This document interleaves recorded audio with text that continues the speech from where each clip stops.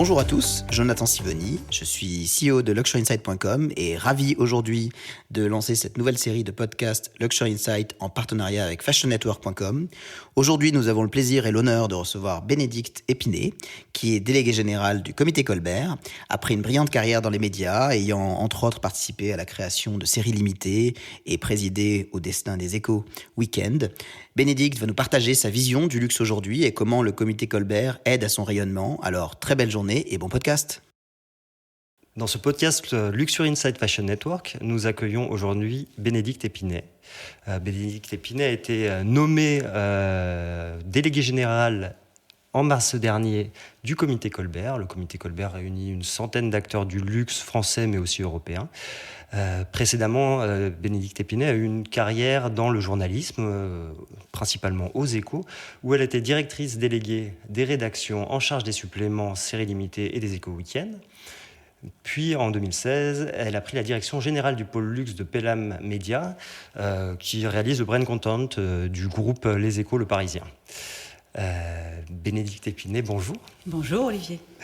Merci de nous rejoindre dans ce podcast. Quand on a préparé cet entretien, vous m'avez envoyé un petit mot en m'expliquant que toute votre carrière, en fait, vous a préparé à prendre cette position de délégué général du Comité Colbert. Ça veut dire que dès toute petite, vous aviez cet univers du luxe, des savoirs créatifs dans votre horizon ?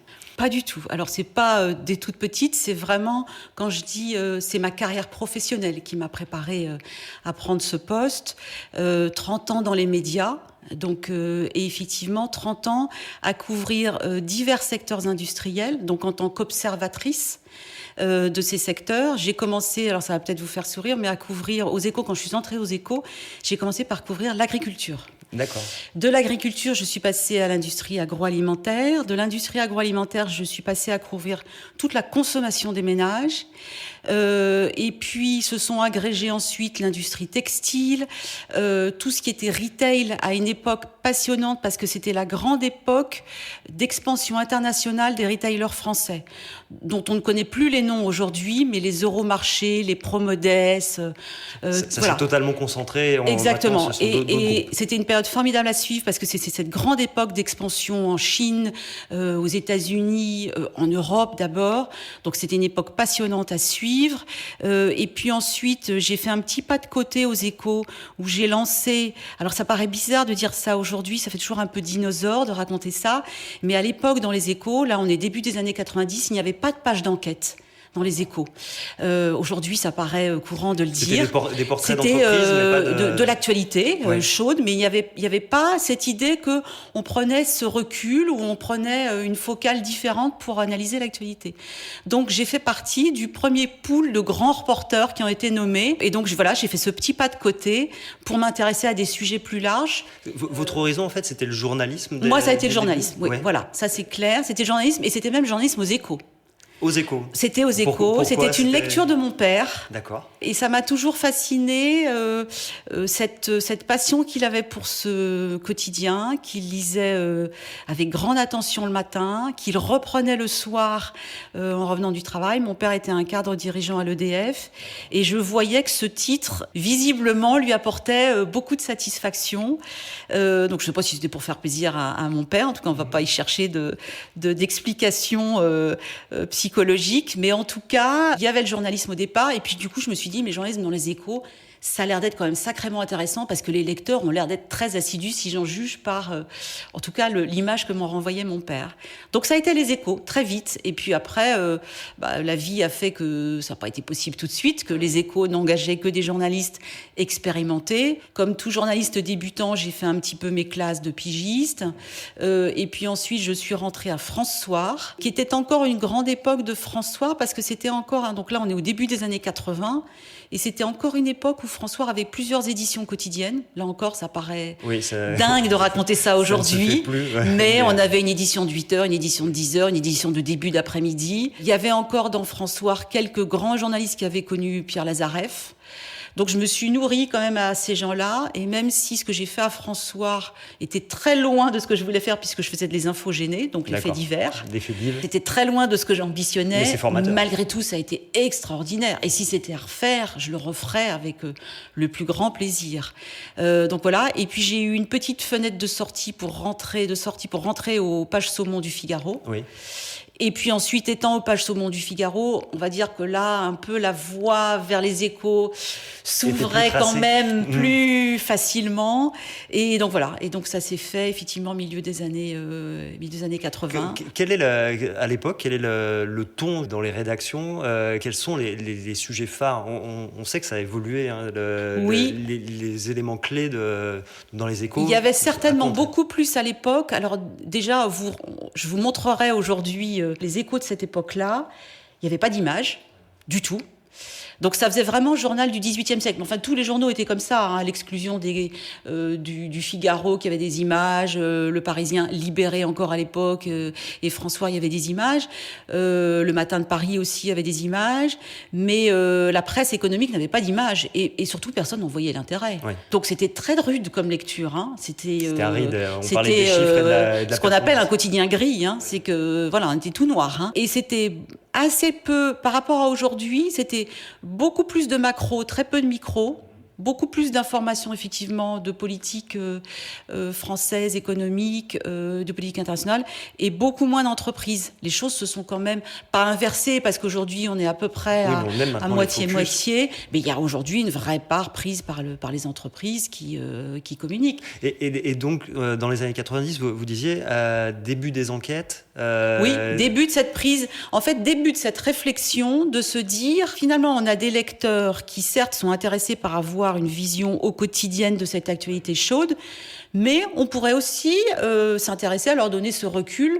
Les news n'étaient pas naissants, puisque l'Express était lancé dans les années 50, mais on s'est pris au jeu de se dire on va aller sur ce chemin-là, et le faire justement avec un propos économique. Exactement. Et donc ça a très bien marché, parce que c'était une double page qui n'était pas quotidienne, parce qu'on n'était pas assez nombreux pour produire, et on avait encore ce luxe à l'époque que peu de journaux ont aujourd'hui, de se dire je me mets sur un sujet.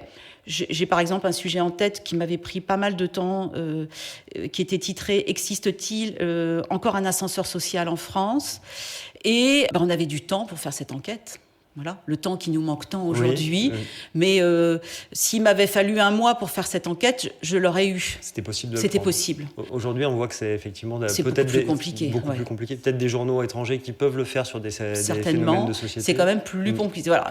On avait encore les équipes étaient pléthoriques. On avait du temps. Il n'y avait pas quand même cette course à l'info qu'ont apporté les chaînes d'info continues. Donc, on avait quand même ce confort de se dire on peut s'installer sur un sujet. Voilà. Et donc, à l'issue de ces 2 années passées sur les enquêtes, une fois que ça a été lancé et que ça a bien marché, on m'a demandé si ça m'intéressait de m'occuper de l'industrie du luxe. J'ai dit pourquoi pas. Quelle était la part justement à la fois dans les médias et puis finalement dans l'imaginaire collectif à cette époque-là du luxe? Très peu. On en parlait très peu. On en parlait très peu parce que il faut bien se remettre dans l'idée de l'époque, et ça je pourrais vous en dire tout à l'heure un mot quand on parlera du comité Colbert. C'est qu'à l'époque, les grandes marques ne sont pas du tout internationalisées. Du tout. Vuitton est encore une petite marque de maroquinerie française.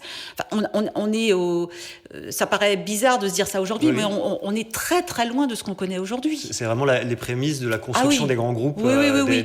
On n'est pas du tout encore même dans cette idée de verticalisation.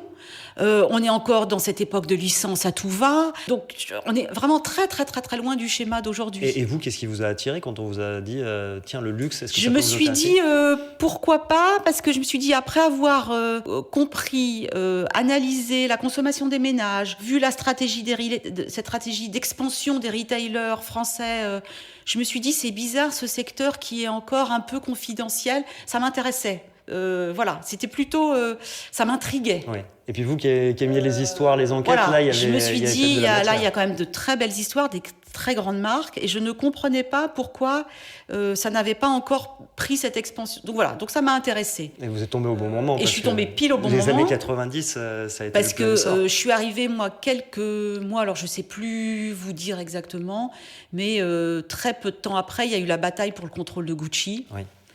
Et là, je dois dire... Qu'est-ce qui s'est passé? Racontez un peu. Ça a été un feuilleton extraordinaire parce que moi, j'ai quasiment écrit tous les jours dans les Échos sur cette bagarre. Il y avait tous les jours, je veux dire, j'avais les avocats des deux parties tous les jours, j'avais Bernard Arnault tous les jours, j'avais François Pinault tous les jours, j'avais Domenico Desolé tous les jours au téléphone. Je veux dire, c'était un truc absolument palpitant. Et c'est passionnant parce que ça ancre encore les grandes rivalités du luxe d'aujourd'hui. Oui, complètement. Donc c'était une bagarre, et puis ça présageait un peu ce qui pouvait se passer, cette espèce de bagarre féroce pour le contrôle d'une marque qui n'était pas, elle non plus, encore très internationalisée. C'était très intéressant à suivre. Sur cette période-là, est-ce que vous avez des rencontres, des moments clés, soit des journalistes, soit des patrons d'entreprise qui vous ont marqué, des choses qui ont été très fortes dans Alors, les carrière? premiers grands patrons qui m'ont marqué, il y en a eu certainement dans le luxe, mais les tout premiers qui m'ont marqué, c'est dans ma période grande distribution retailer. D'accord. J'ai malheureusement plus les noms en tête, mais les grands patrons de ces grands groupes de l'époque, il y en a un évidemment qui m'a marqué, c'est Gérard Muliez, avec lequel j'ai eu la chance de faire des visites d'hypermarchés qui me restent mémorables, parce que je me souviens avoir fait une tournée avec lui dans le Grand Nord, autour de son siège social. Dans son fief. Et visiter, je vous assure que visiter un hypermarché Auchan, puisque c'est son enseigne, avec le fondateur, Gérard Muliez, c'est un truc qui est juste extraordinaire. Pourquoi ? Parce que vous comprenez vous comprenez tout de suite. Ouais. C'est-à-dire que cet homme-là, d'abord, était capable de vous prénommer chacun des salariés du magasin, d'avoir éventuellement une petite anecdote, se souvenir que le mari ou que la femme a été malade, que l'enfant s'est cassé une jambe, à l'époque, j'ai pas le chiffre en tête, mais il avait déjà probablement peut-être 100 hypermarchés. Alors celui-ci était proche de son siège social, mais malgré tout, une proximité incroyable avec les salariés, et puis un œil pour repérer que la boîte de petits pois, elle ne devrait pas être là, qu'elle n'est pas bien disposée, que la tête de gondole, ça ne va pas, il y a un truc qui cloche, que... Donc le vrai détail du commerçant, en fait. Ouais. Mais bien que ce soit un très grand patron, le vrai détail de... Et je l'ai retrouvé, cet œil-là, je l'ai retrouvé quelques temps après, dans ma toute première rencontre avec Bernard Arnault. Alors ça va vous faire sourire, je pense que je peux le raconter parce qu'il y a prescription, je vais dire. Mais quand on m'a dit, donc quand j'ai pris le luxe et qu'on m'a dit tu vas rencontrer Bernard Arnault, je me suis dit bon, alors là j'ai un problème parce que j'ai rien à me mettre.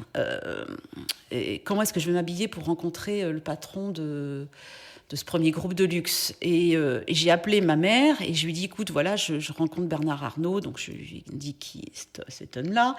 Et je lui ai dit, il faut évidemment que j'arrive bien habillée à ce rendez-vous. Et j'ai dit, je suis un peu inquiète. Et maman me dit, t'inquiète pas, je te prête mon beau sac. Et son beau sac, c'était un Kelly de chez Hermès. Donc je suis très fière d'arriver à ce rendez-vous avec mon Kelly Hermès. Et c'était très peu de temps après, qui n'était pas mon Kelly, c'était celui de ma mère en l'occurrence, et ça arrivait très peu de temps après le lancement du Lady Dior. Et Bernard Arnault m'a vu arriver au bout du couloir, et je le revois tout de suite me disant « Mais pourquoi vous portez un Kelly de chez Hermès ?» Et on a parlé pendant 1 heure de sac à main. Alors je lui ai raconté très vite que c'était pas mon sac, que c'était le sac de ma mère, que je voulais faire bonne impression et que visiblement c'était raté parce que il attendait autre chose potentiellement. Je sais pas, il était peut-être vexé que je n'ai pas un sac Dior, mais bon, j'avais pas les moyens de m'acheter un sac Dior, donc bon voilà. Mais en même temps, on a eu une discussion et j'ai retrouvé un peu de Gérard Muliez parce que j'ai découvert quelqu'un qui était très au fait de ce qu'une femme attend de son sac à main. Il a fait monter un Lady Dior du magasin Dior qui était en bas. Ses bureaux étaient encore à l'époque au-dessus de chez Dior. Et nous avons regardé ensemble comment les poches à l'intérieur, vous voyez, là c'est pratique, je pense que pour les femmes. J'ai découvert quelqu'un qui avait un sens que moi, je pensais voir un homme de chiffres, et je découvre un homme de chiffres, mais aussi un homme qui a un regard sur le produit. un regard sur le produit, mais incroyable. Oui. Ça, a priori, c'est effectivement une des composantes Oui. qui ont fait le succès de son groupe. Et on sait très bien aujourd'hui, quand il fait ce circuit de visite dans les magasins toutes les semaines, on sait qu'il a cet œil-là. On sait qu'il regarde dans les magasins, on sait qu'il interroge les vendeurs, on sait que voilà, il est. Et je pense que ça aussi, c'est une composante du luxe aujourd'hui. Oui. Le luxe pourrait pas être sans ça. Sans cette interaction. Voilà. Réel entre le produit et l'aspect vraiment business. Ouais. Justement, cette montée en puissance de luxe que vous avez connue, traitée, finalement, vous l'avez concrétisé aussi avec le lancement d'un supplément dédié au luxe. Vous avez progressé dans ce qu'on disait en introduction dans votre carrière jusqu'à devenir directrice déléguée des rédactions sur les suppléments et les séries limitées pour les Échos, pour le week-end. Comment cette partie luxe est devenue si importante finalement aujourd'hui? C'est assez rare qu'il y ait un journal qui sorte sans un papier sur une marque de luxe, ou en tout cas de traiter de cet univers-là. Oui, alors c'est vrai que série limitée, le lancement c'était 99, décembre 99. On s'est dit à cette époque, alors c'est pareil, ça paraît bizarre de dire ça aujourd'hui, mais assez peu de quotidiens avaient des suppléments hebdo à l'époque. Donc c'était un petit pari, et d'ailleurs je me souviens que j'avais été très vexée quand le patron de l'époque des Échos, à la soirée de lancement, avait dit c'est un one shot. Je me suis dit c'est un peu vexant, parce que moi j'espère bien que ce sera pas un one shot et que ça va faire un grand succès. Bon, l'histoire a prouvé que ça a été effectivement ça a bien fonctionné, mais on l'avait lancé quand même au début en trimestriel en se disant on va voir. Et en fait très vite la mayonnaise a pris. Des deux côtés, du côté lecteur et du côté annonceur. Du côté lecteur, l'idée c'était de se dire, ça va être un magazine certes luxueux, mais dans lequel on va quand même avoir ce regard un peu business. Donc vous ne serez pas totalement perdu. C'était un peu l'idée de départ. Les choses ont un peu évolué depuis avec le temps. Mais en tout cas, c'était moi l'idée que j'en avais au début, quand Nicolas Bétou m'en a chargé. Je lui ai dit, on va faire quelque chose de très art de vivre, mais avec quand même un petit côté business-minded dans un coin de ma tête. Et donc les lecteurs ont tout de suite adhéré. On a en plus eu ce grand format qui n'était pas une idée qu'on a sortie de notre chapeau. En fait, à l'époque, faut rendre à César ce qui est à César, c'est que les Échos étaient à l'époque filiales du Financial Times, et le Financial Times avait ce magazine formidable qui existe toujours, qui s'appelle How to Spend It, et How to Spend It était déjà sur un grand format que celui-là. Nous, on a fait un format encore plus grand. On a rajouté 2 ou 3 centimètres de chaque côté. Ça rappelait un peu, pour les plus anciens qui pourraient nous écouter, ça rappelait un peu le format du Jardin des modes. Très, très ancien, mais qui avait ce grand format-là, ou les nouvelles littéraires aussi, qui avaient un grand format comme ça. Et donc, on avait ce format un peu singulier. Et ça permettait quoi, justement ça permettait tout de suite de singulariser. C'était, tout de suite un supplément singulier par son format. Et ce qu'on n'avait pas peut-être calculé, mais qui finalement s'est révélé être un succès, c'est que les annonceurs, du coup, avec ces pages de pub sur ce grand format, se sont dit, mais c'est génial. On va pouvoir s'exprimer. Formidable. Vous imaginez se forme une pub sur un gros plan, sur un sac, sur un format comme ça, c'est extraordinaire. Et en fait, ça a répondu. Les annonceurs du luxe que nos équipes de la régie chassaient déjà pour le quotidien, ils disaient, on viendrait bien dans les Échos, mais une reproduction sur un papier journal. À l'époque, ça se faisait pas trop quand même. Nous, on avait dans les Échos des publicités de rapports annuels, de résultats financiers, éventuellement de la Poste, de l'EDF, mais on n'avait pas de publicité du tout du luxe. Donc les annonceurs avaient dit, si un jour vous sortez un supplément, évidemment, nous, ça nous intéressera de toucher le public des Échos au travers d'un magazine luxe. Et donc là, ça a été tout de suite gagné. C'est aussi, cette période-là, aussi la montée en puissance justement de la publicité des annonceurs mode luxe dans une diversité de médias, et pas seulement chez la presse féminine finalement. Ils ont ouvert aussi leur horizon. Exactement, vous avez raison. Ça leur permettait, eux, d'ouvrir un peu le champ des publics touchés. Voilà. C'est-à-dire que je ne vais plus m'adresser qu'à la femme qui lit le Elle ou qui lit le Marie-Claire, mais je vais m'adresser peut-être à son mari qui va ouvrir ce supplément, ou peut-être à la femme d'affaires qui ne lit pas les féminins. Donc voilà, donc j'ouvre effectivement des perspectives beaucoup plus grandes. Vous, ça a été aussi cette période-là, le premier contact que vous avez eu entre les besoins de publicité des groupes de luxe, les stratégies médias. Qu'est-ce que vous avez appris de cette période-là en fait, bizarrement, à l'époque, c'était moins vrai sur la fin de ma période. Il y avait... Ça paraît peut-être bizarre, ça aussi, de dire ça aujourd'hui, mais il y avait assez peu d'échanges entre les équipes de la régie et la rédaction. Je dois dire que c'était même des gens qui se parlaient quasiment pas. C'était isolé. Oui, aujourd'hui, ça paraît un peu bizarre de dire ça parce qu'on est dans l'interaction totale et notamment par le brand content. Mais à l'époque, moi, je devais avoir une réunion mensuelle où on me disait, voilà, dans ce numéro-là, il y aura tant de pages de pub. Très bien, je vais donc construire mon numéro à partir de ces pages de pub. Mais on me disait même pas, il va y avoir Dior page 2 et puis Saint-Laurent page 10. C'était même pas le sujet. Ouais. Aujourd'hui, vous savez bien, comme moi, que on commence par là. On commence à construire un magazine en sachant quel est les annonceurs. Des annonceurs. Oui. Justement, le brand content, vous êtes allé sur un nouveau métier finalement en 2016, en prenant la direction générale du pôle luxe de Pelham Media. Oui. Quelle était cette Alors mission ? En fait, Pelham Media, c'est une entreprise de brand content, de contenu éditorial que le groupe Les Échos, Le Parisien a racheté début 2016 avec cette idée de se développer dans les contenus. En fait, ce qu'on a très bien vu émerger depuis maintenant quelques années, c'est effectivement le brand content, avec l'idée des marques qu'elles émergeaient plus facilement par des pages de brand content que par des pages de publicité classiques. Et puis qu'il y avait une espèce aussi peut-être de ras-le-bol chez les consommateurs de la page de publicité classique. Donc en tout cas, il y avait très clairement un format qui était en train d'émerger, qui était celui du brand content. Et un brand content de qualité, les Échos pouvaient pas se dire, je vais demander à mes journalistes de les écrire. Donc il fallait trouver une structure ad hoc pour pouvoir écrire ces contenus-là. Et donc, ça a été l'idée d'acheter Pelham Media, dont c'est devenu l'une des activités, mais pas que. Donc, c'est également pour ce qui vaut également pour moi. C'est-à-dire que j'avais une partie de mon activité qui était effectivement d'écrire ou de faire écrire, de concevoir ces campagnes de brand content à destination des titres des Échos ou du Parisien. Oui.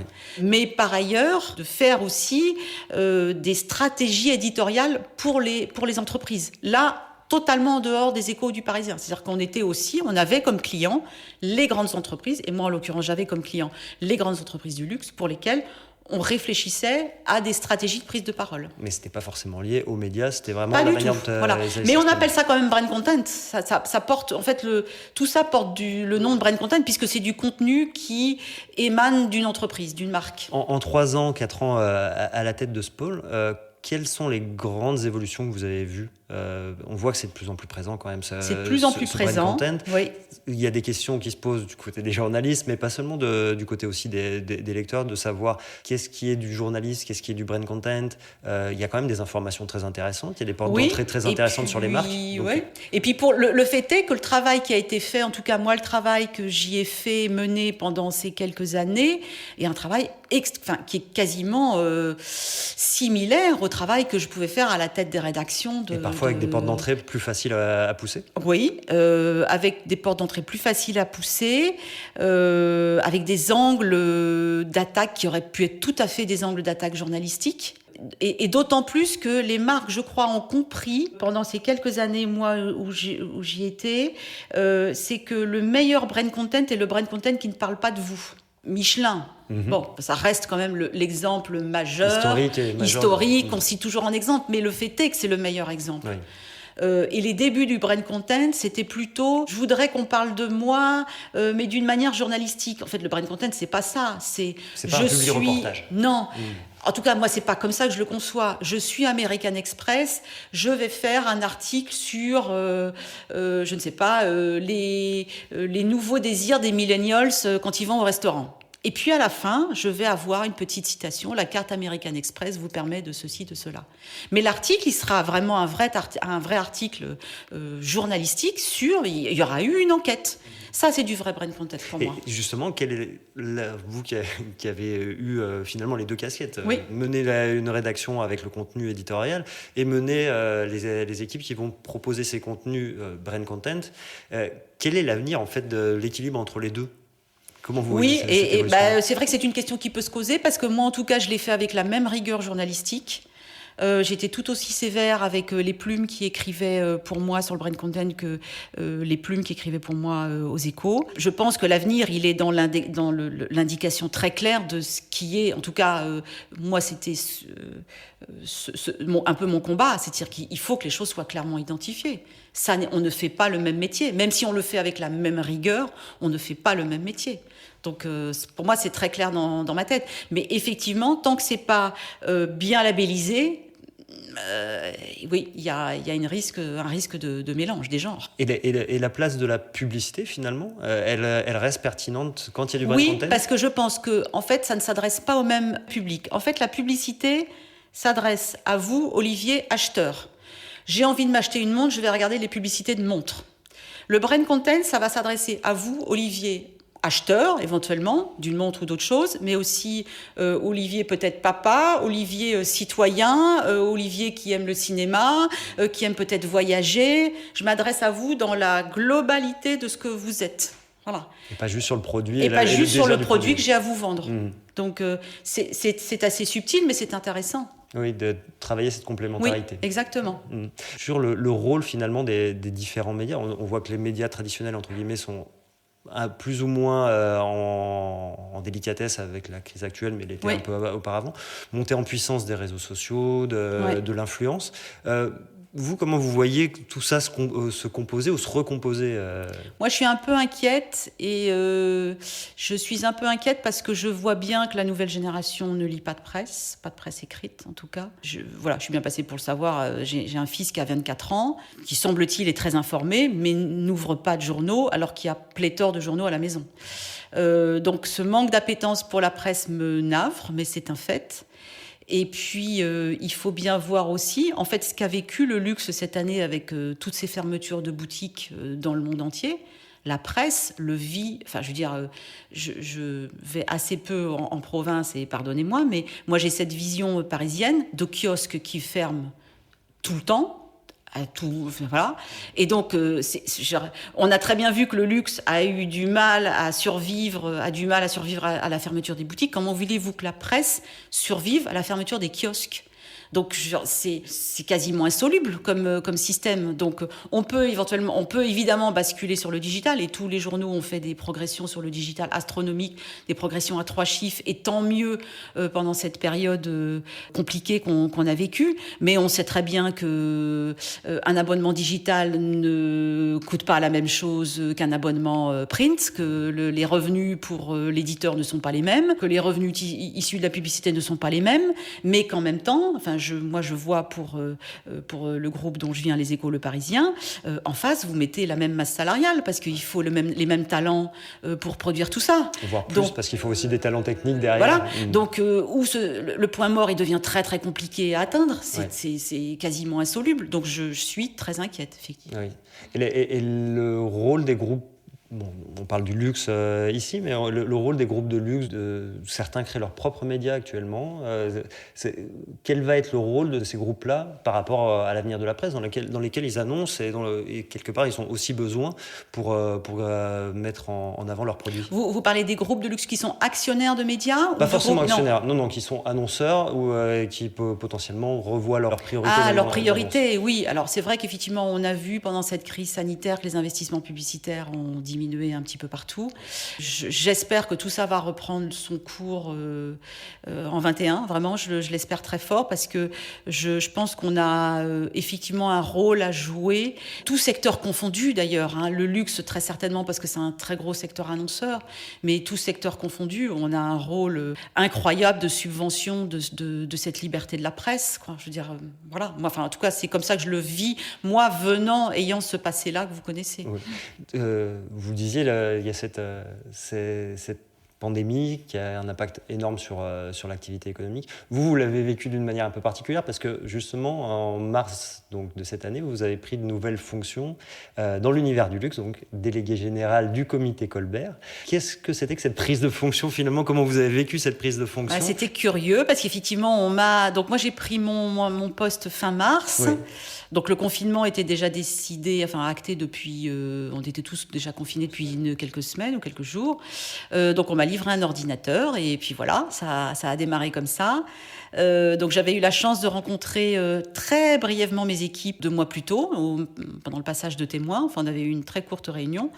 Donc je peux pas vraiment dire que je connaissais les gens, mais voilà. Alors ce qui était curieux, j'ai eu en fait une chance et une malchance. La chance que j'ai eue, c'est que du coup j'ai eu un temps incroyable pour pouvoir plonger dans les archives et m'imprégner de cette histoire du comité Colbert. J'ai eu un temps incroyable de dialogue avec les présidents qui étaient cloués à Paris, n'étaient plus dans les avions. Et je pense que je n'aurais pas eu cette chance-là. De pouvoir avoir ces échanges-là. Voilà, j'ai passé vraiment de longues heures avec tous mes présidents, en interaction, en comprendre ce qu'ils pouvaient attendre du comité Colbert. Donc rappelons que comité Colbert, créé en 1954. Alors créé en 1954, Jean-Jacques Guerlain. Donc on est peu de temps après la guerre, hein, donc il faut comprendre. Jean-Jacques Guerlain discute avec Lucien Lelong, qui est à l'époque président de la Chambre syndicale de la couture, et les deux se disent ce serait bien qu'on crée une association où tout le monde serait à l'égalité, ce qui n'est pas le cas dans les fédérations, comme vous savez. Hein. Donc là, on serait à égalité de traitement, hein, une entreprise, une voix, tout secteur confondu, mais dans le luxe. Et il s'agissait à l'époque de recréer cette espèce de fierté d'avoir des maisons de luxe en France. Et donc, le comité Colbert voit le jour en 1954. Donc, Jean-Jacques Guerlain en prend l'initiative et en prend la présidence, avec 14 membres fondateurs. Ce qui est assez drôle, c'est qu'à l'époque, les grands du luxe étaient les arts de la table. Oui. Donc, comme quoi les choses ont évolué. Il y avait déjà Dior, il y avait déjà Chaumet, il y avait déjà des grandes maisons. Mais, par exemple, il y avait la Chaume, fleuriste. Oui. Mais les grandes maisons, c'était les Puy-Forcat, c'était les grandes maisons d'art de la table. Et puis, donc, cette association, c'est une association, hein, loi 1901. C'est fortement développé, donc jusqu'à aujourd'hui, où nous comptons 85 maisons de luxe. Mais toute l'originalité vient aussi du fait que nous avons à nos côtés aussi 16 institutions culturelles parmi les plus belles, puisque nous avons le château de Versailles, le Louvre, le musée des arts décoratifs, le château de Fontainebleau, l'Opéra de Paris. Enfin voilà. Donc, et puis, depuis peu, nous avons intégré aussi 6 membres européens venus de pays où ils n'ont pas d'association du type du comité Colbert. Donc on leur assure, si vous voulez, une espèce d'asile en attendant que peut-être ça se structure dans leur pays. Et racontez-nous, en fait, la mission finalement, ça reste la même, ça reste de faire briller l'aura du luxe français à l'international, où il y a d'autres enjeux aujourd'hui en 2020 Ça reste effectivement l'une des missions, mais ça n'est que l'une des missions. Moi, ma première idée quand je suis arrivée, le premier objectif que je me suis fixé, qui a paru parfois un peu bizarre aux membres du comité Colbert, mais j'ai voulu qu'on se repose la question de à quoi sert le comité Colbert. Je pensais que, en plus avec la crise dans laquelle on était déjà plongé, il fallait se reposer cette question. C'était sain pour tout le monde. Vous avez eu une réponse ? Et on a eu une réponse. Et ça a débouché sur une raison d'être qui maintenant nous guide dans toutes les actions. Et on a restructuré tout ça autour de cette raison d'être, qui est celle-ci: promouvoir passionnément, transmettre patiemment, développer durablement les savoir-faire et la création française pour insuffler du rêve. Donc, si on reprend tous les wordings de cette raison d'être, promouvoir passionnément, c'est évidemment cette idée de le faire rayonner à l'international. Donc ça, on continue. Et ça, c'est quelque chose d'assez fort depuis l'origine, parce que depuis l'origine, il y a eu énormément... Alors peut-être que ça ne se sait pas, mais en fait, le comité Colbert a fait des grandes expositions du luxe français à l'international, au Japon notamment, quand aucune de nos maisons n'y était implantée. Il y a bien eu un jour une première maison qui était implantée, mais voilà, dans les années 80, on faisait déjà des grandes expositions au Japon, on en faisait dans l'Asie au sens large, on en faisait aux États-Unis. Donc on a participé de cette exploration et de ce premier rayonnement du luxe français. Ça continue ça. Ça continue. Oui, tout à fait. On a un projet dont je pourrais vous parler tout à fait tout à l'heure si ça vous intéresse. Donc il y avait cette idée de promouvoir, voilà. Dans cette idée aussi de promotion, il y a aussi l'idée de protéger aussi ce secteur. Et donc on est un acteur très fort dans la défense de la propriété intellectuelle. Et ça aussi, on est dans notre rôle de protéger cette propriété intellectuelle. Concrètement, ça veut dire quoi? Ça veut dire qu'on est très actif. C'est un travail d'influence. Oui. Donc, par exemple, sur la contrefaçon, qui est un sujet qui nous occupe malheureusement et qui ne cesse de nous occuper depuis les débuts, on a été acteur de premier plan de la loi Longuet sur la contrefaçon qui a vu le jour en 94. Et là, nous sommes très acteurs et très en pointe des négociations européennes sur le Digital Services Act. On a été très en pointe. On a eu de nombreuses réunions avec la Commission européenne sur le sujet. J'en ai encore une la semaine prochaine. Et là, on est très en pointe. On a même embarqué toutes les associations. Vous savez que le comité Colbert a créé une association européenne des associations du comité Colbert qui s'appelle le CCIA, qui rassemble nos amis anglais de Walpole, les Allemands du Meisterskreis, les Italiens de la Fondazione Alta Gamma, les Espagnols des Circulo Fortuny.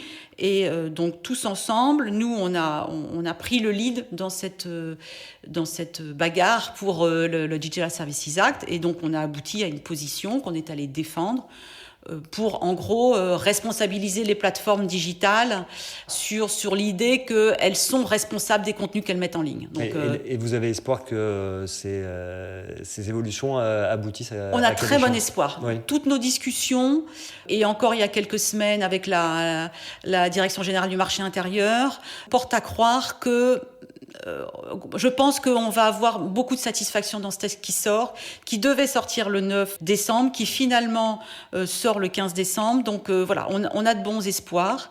Et puis, de toute façon, le travail n'est pas terminé. Je pense qu'on continuera, même si le texte ne nous donne pas satisfaction. Donc ça, c'est très clairement une mission que l'on a. On est un acteur de l'ombre, de l'influence de l'ombre.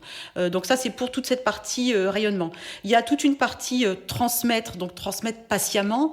Donc là, c'est tout le travail qu'on fait pour cette transmission des savoir-faire. Donc nous avons une chaire d'enseignement à l'ENSAMA, qui est l'une des écoles. Donc on a fait le choix de l'ENSAMA. On aurait pu prendre d'autres écoles. On a fait le choix de se concentrer sur l'ENSAMA. Donc en fait, ça prend la forme de... chaque année, 6 de nos maisons proposent des sujets d'études aux étudiants de l'ENSAMA, qui donc pendant 3 mois travaillent sur ces sujets d'études, font des visites dans nos maisons de luxe pour aboutir à une présentation. Donc c'est soit un objet, enfin ça peut prendre multiforme. Et puis ensuite, ils vont en stage dans nos maisons. Donc, c'est vraiment un process complet.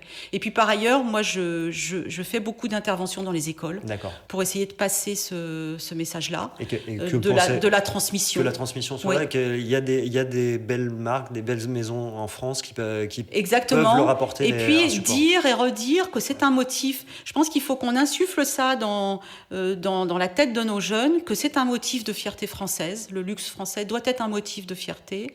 Que c'est un secteur qui est localisé en France. Oui. On a quand même 142 territoires de savoir-faire, avec des usines absolument partout. Il s'ouvre encore des usines en France. Vuitton et Hermès ouvrent régulièrement. À chaque fois, c'est 250 emplois et 250 emplois durables.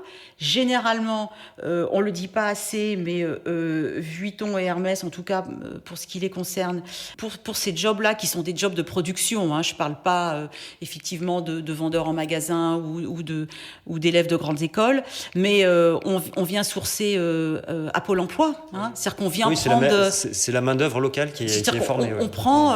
le luxe est un formidable débouché pour des main-d'œuvre sans qualification au départ. Donc ça, je pense qu'il faut le dire aussi. Et ensuite, ce sont des métiers durables. C'est pas des usines qu'on va fermer après-demain, fort heureusement. Donc ça, je pense que c'est important de le dire et de le redire, de dire cette fierté-là, de dire qu'on est un secteur, on représente 30% du CAC 40, plus de 30%. Même avant la Covid, on était à 27-29. post-Covid, on est à presque 35. Oui. Donc c'est incroyable. C'est un poids très important il faut le dire. Je veux dire, il y a quelques années, on se félicitait d'avoir une industrie automobile, d'avoir une industrie aéronautique. Donc malheureusement, c'est plus le cas aujourd'hui. Il faut se féliciter de celle qui brille. Et en l'occurrence, c'est le luxe. Ouais. Donc voilà. Donc on est vraiment dans cette idée de transmission des savoir-faire, et ça, on se démène beaucoup pour ça. Et puis le dernier maillon qu'on est venu ajouter là dans la raison d'être, c'est développer durablement. Oui. Et là, alors c'est une prise de conscience que le comité Colbert a eu de manière assez visionnaire, puisque on a fait un premier référentiel avec l'agence Vigeo de ce que devait être le développement durable dans les entreprises du luxe en 2000. D'accord. Donc moi j'ai des textes dans les archives de 2000 en disant le développement durable et le luxe, ça doit pas être le développement durable de l'aéronautique ou de l'industrie énergétique ou de que sais-je. Donc il faut que ce soit un développement durable particulier. Donc on avait déjà on avait tout été écrit. Et ces grandes lignes là, elles ont été déjà un peu suivies. Alors elles ont été suivies. Moi ce que j'ai initié dès que je suis arrivée, c'est que j'ai voulu savoir où en étaient nos maisons. Je voulais avoir cette espèce de photographie de dire finalement qu'est-ce qu'elles font nos maisons aujourd'hui. Et donc on a reçu tout un tas de fiches et j'ai été absolument subjuguée par ce que j'ai trouvé, parce qu'en fait elles font plein de choses. Enfin, franchement, je suis absolument épatée. Alors peut-être qu'on le dit pas assez, peut-être qu'elles-mêmes ne le disent pas assez. Donc cette année, 2021 va être une grande année pour nous, pour le développement durable. On est en train de créer un comité d'experts au sein du comité Colbert, et on va publier un livre blanc de tout ce que nos maisons font. C'est-à-dire qu'on va, par grand item de la RSE, au prix au sens large, on va choisir lesquelles de nos maisons ont des actions spectaculaires, et on va mettre ça en lumière, on va communiquer là-dessus. On va communiquer aussi sur ces territoires de savoir-faire dont je vous parlais tout à l'heure, parce que je pense que ça aussi, c'est important de redire que Emmanuel Macron appelle à relocaliser, mais nous, c'est déjà fait, on est déjà là. Il y a des équipes qui sont sur le Champagne terrain, est en Champagne, jusqu'à preuve du contraire. Le Cristal, c'est dans l'Est. Là, la Cosmétique Valley, elle est là. On a quand même en France l'usine qui fait le flaconnage de 80% des parfumeurs du monde entier. C'est un truc de dingue, personne ne le sait. Le cognac était à Cognac. Je pourrais démultiplier les exemples. Donc ça, il faut absolument qu'on recommunique là-dessus. Donc on a tous ces messages à faire passer. Et au-delà de tout ça, moi, ce que je voulais, et qui a été acté à notre dernière Assemblée générale, c'est qu'on s'inscrive dans les accords de Paris. Et que disent le luxe français est dans les accords de Paris. Et évidemment, on va donner des rendez-vous intermédiaires pour tenir ce... Est-ce que justement ce type d'engagement-là, ça va être un élément clé pour, je ne sais pas, faire partie du comité Colbert, dire vous voulez représenter le luxe français, il faut que vous validiez ces éléments-là. Oui, jusqu'à présent, ça ne l'était pas. Jusqu'à présent, on était sur des valeurs autour de la poésie de l'objet, de ces savoir-faire. Il y avait quand même cette idée de réaliser une part conséquente de son chiffre d'affaires à l'international. Donc, il y avait quand même cette idée d'être une maison qui rayonne déjà. Mais je pense qu'évidemment, on sera sensible à ça. Et pour le moment, c'est là où le collectif joue son jeu. Pour le moment, moi, j'ai des tas de petites maisons chez moi qui ne mesurent pas leur empreinte carbone et qui ne savent pas comment s'y prendre. Donc, on va les aider. On va leur donner les bons interlocuteurs pour que, courant 2021, tout le monde ait mesuré son empreinte carbone. Évidemment, je ne parle pas des maisons d'LVMH qui sont chez moi, ou de Kering, ou d'Hermès. Ils ont les outils, ils savent très bien faire. Mais en fait, le comité Colbert, c'est cet effet d'entraînement. C'est là où le collectif est important. C'est là où le comité Colbert joue tout son rôle, tout son... Voilà. Justement, ce qui est intéressant, et peut-être la grosse difficulté, quand je regardais entre l'hôtellerie de luxe, effectivement, comme vous disiez, la cristallerie, les marques de luxe, le champagne ou le cognac. On est sur 14 métiers. On est sur 14 métiers. C'est très compliqué. C'est énorme, c'est compliqué d'avoir une ligne directrice finalement. Est-ce que tout ça dilue pas finalement les messages ? On va essayer de s'entendre sur des troncs communs. sur des grands items et d'essayer d'embarquer tout le monde. Mais effectivement, la grande difficulté, c'est comme quand on me dit comment va le luxe. Je dis comment voulez-vous que je vous réponde? J'ai chez moi des hôtels qui sont fermés, des traiteurs qui n'exercent plus, des restaurants qui sont fermés. À l'inverse, j'ai des grandes maisons internationales dont les chiffres d'affaires sont stratosphériques en Chine. Je suis incapable de vous donner la photographie du luxe français. Elle n'existe pas. J'ai des maisons de champagne qui sont touchées par la fermeture des hôtels et des restaurants. Moi, il se trouve que j'ai les plus belles maisons de champagne, donc qui sont pas vendues en grande surface. Donc, elles n'ont pas cette possibilité de se refaire une santé en grande surface. Donc, c'est très compliqué, effectivement, d'être sur 14 métiers. Et en même temps, c'est une force incroyable. C'est-à-dire que on est effectivement cette photographie du luxe français. Voilà. Ces 14 métiers-là ont forcément été impactés par la crise actuelle. Comme vous le disiez, certains rebondissent plutôt bien parce qu'ils ont une activité notamment en Chine. On a peu de touristes qui sont quand même des gros consommateurs de luxe en France. On a des prévisions de flux touristiques assez faible pour les prochaines années. En tout cas, pas de visibilité. Pas de visibilité, en tout cas. Comment les acteurs du luxe se projettent par rapport à ce nouvel environnement, finalement, qui n'était pas leur quotidien? C'est clairement un des enjeux de cette crise sanitaire. On a l'enjeu digital, on a l'enjeu RSE, mais on a l'enjeu de reconnexion avec la clientèle locale. Alors, quand on dit clientèle locale chez nous, on va plutôt la prendre européenne, sous une acception européenne. Les maisons ont quand même été heureusement surprises à la sortie du premier confinement de trouver des consommateurs français qui étaient au rendez-vous. Donc ça a été une heureuse surprise. Ça n'a évidemment pas tiré la consommation et ça n'a pas suffi, évidemment, puisque quand on sait que le tourisme américain, en gros, à Paris, ce qui nous manque, ou en France, ce qui nous manque, c'est les Américains et les Chinois. Hein. On est d'accord sur ce constat-là. C'est les elite shoppers qui nous manquent. Ils consomment quoi? Ça représente quelle part, finalement, si on doit donner un peu le tourisme, c'est les trois quarts. Hein, voilà. Et chinois plus américains, on est probablement sur plus de la moitié. Oui. De ces trois quarts. Donc, effectivement, il nous manque beaucoup. Mais là où, pour ces grandes maisons, elles rattrapent d'une certaine manière la chose, parce que ce qui n'est pas dépensé, et c'est ce qu'on a vu aussi en France, ce qui n'est pas dépensé dans les billets d'avion pour venir et ce qui n'est pas dépensé dans l'hôtellerie, est finalement dépensé aux États-Unis. Moi, j'ai des maisons qui cartonnent aux États-Unis actuellement, malgré l'épidémie qui repart en flèche. Voilà, ils consomment côte Est, ils consomment côte Ouest, et ils consomment même sur quelques grands marchés Texas, à Dallas, et voilà, exactement. Donc en fait, ce qui n'est pas dépensé dans les billets d'avion, voilà, et ça vaut aussi pour la Chine, c'est-à-dire que je pense que nos maisons rattrapent sur Main China à peu près 75% de ce qui aurait été dépensé, voilà. Justement, je voulais vous poser la question là-dessus. Il y a eu plusieurs études, il y a notamment celle de Bain qui est sortie, qui annonce que en 2025, 60% de la consommation de luxe serait réalisée en Chine, 80 peut-être % de la consommation par les consommateurs chinois. Alors, il faut distinguer la place de la Chine et des consommateurs chinois. Voilà, on est sur deux chiffres un peu différents, mais il est vrai que la Chine va devenir... c'est-à-dire que la géopolitique du luxe va s'inverser. On était sur États-Unis premier, Europe deuxième, Chine troisième, et ça va riper.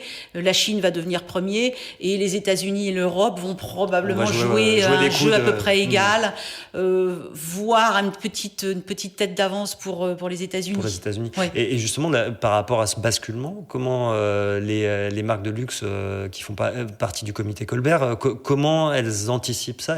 J'imagine qu'elles l'anticipaient peut-être à 5-10 ans et qu'aujourd'hui, elles doivent le traiter aujourd'hui.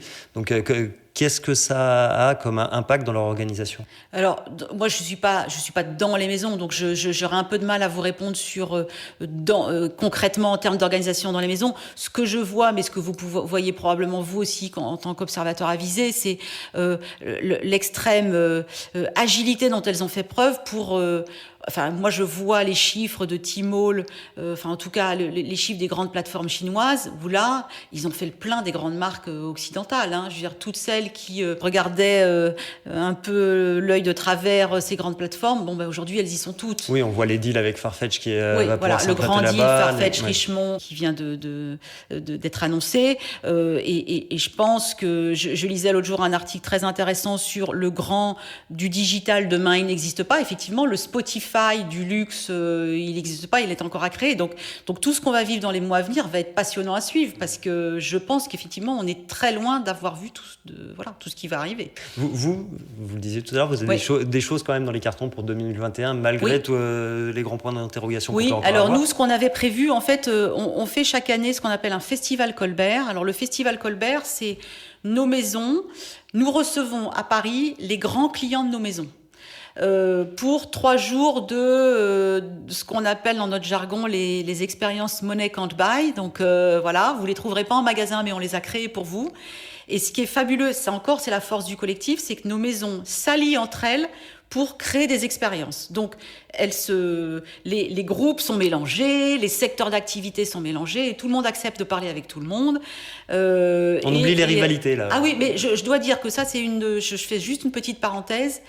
Au comité Colbert, tout le monde parle à tout le monde. Les rivalités, elles restent dans la cage d'escalier. Il y a pas de rivalité. Voilà. Et je dois dire que c'était ma première et très belle surprise de découvrir que pendant cette crise singulièrement, les maisons partageaient les soucis.